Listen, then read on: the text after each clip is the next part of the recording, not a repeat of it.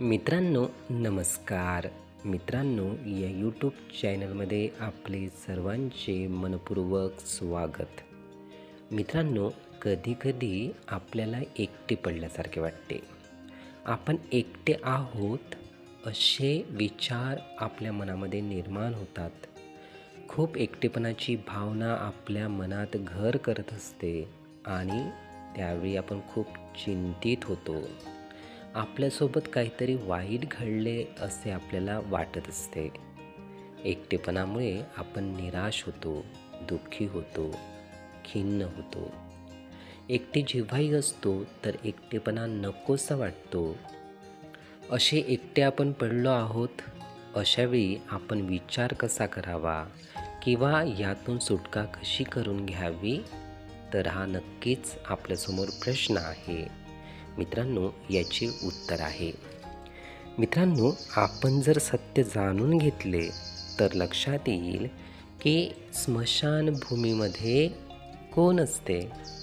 खूप सारा समूह आपल्यासमोर असतो? नक्कीच नाही. तिथे आपण एकटेच असतो. मित्रांनो, जेव्हा उंच शिखरावर चढायचे आहे तर त्याही ठिकाणी समूह असतो? नक्कीच नाही. तिथेही एकटाच व्यक्ती असतो. मित्रांनो, सिंहासन आपण बघितले असेल, तिथे समूह असतो, अनेक व्यक्ती असतात? नक्कीच नाही. तिथे सुद्धा एकटाच व्यक्ती असतो. मित्रांनो, या तीनही ठिकाणी एकटाच व्यक्ती आहे. उच्च ठिकाणी, वेगळ्या ठिकाणी हे एकट्याच व्यक्तीला राहावे लागते. मित्रांनो, जेव्हा आपण असे एकटे पडतो, एकटेपणाची भावना निर्माण होते, तेव्हा लक्षात घ्यावे की आपण खूप ताकदवान बनत आहोत. आपण खूप शक्तिवान बनत आहोत. आपल्यात खूप ऊर्जा येत आहे आणि आपण विशेष व्यक्ती बनत आहोत. त्यामुळे एकटे पडणे किंवा एकटे पडल्याची भावना निर्माण होणे हे एक ताकदीचे लक्षण आहे. हे एक वेगळे लक्षण आहे. हे सामान्यांपेक्षा वेगळे लक्षण आहे. याच पद्धतीने आपण जर विचार केला तर नक्कीच या एकटेपणाच्या भावनेतून आपण निश्चितच बाहेर पडू शकू.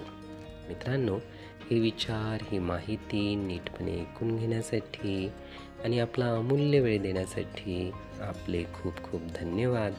आपले जीवन खूप सुखी, सुंदर, आनंदी आणि यशस्वी होण्यासाठी आपल्याला भरभरून खूप खूप शुभेच्छा.